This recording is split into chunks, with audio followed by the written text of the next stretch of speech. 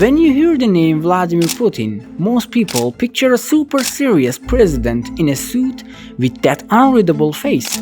Some imagine a James Bond style spy, but before all that power and politics, Putin was just a kid, a skinny blonde boy running through the streets of one of the toughest cities in the Soviet Union, Leningrad.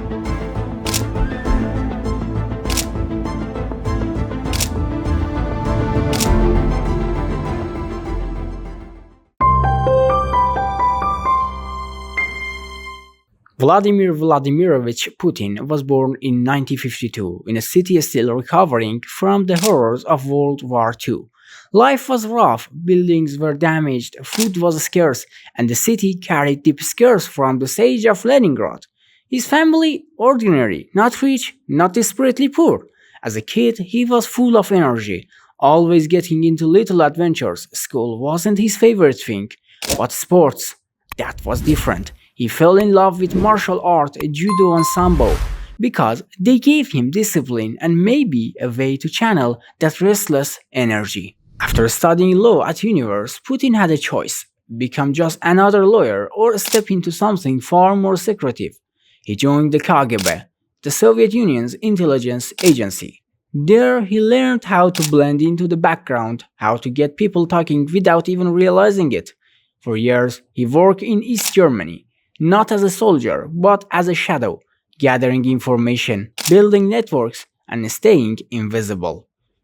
Then came 1991. The Soviet Union, a superpower, collapsed almost overnight.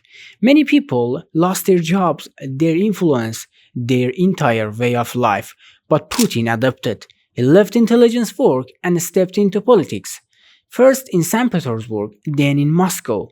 And in politics, he climbed fast.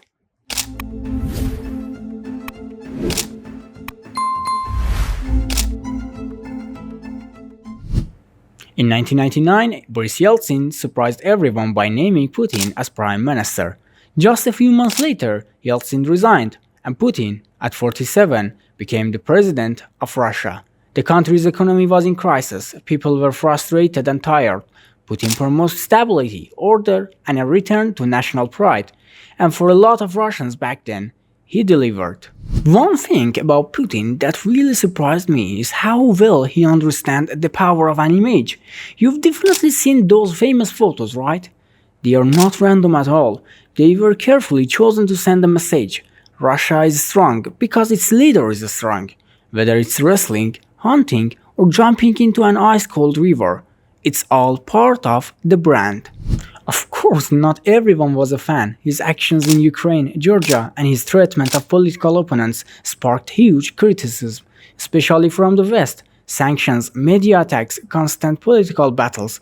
But Putin's response has always been the same: I'm protecting Russia's interests. Today, after more than 2 decades in power, Putin is still one of the most influential and most controversial leaders in the world. For some, he is a protector. For others, a threat. But one thing certain, he is still playing the game, and he plays to win.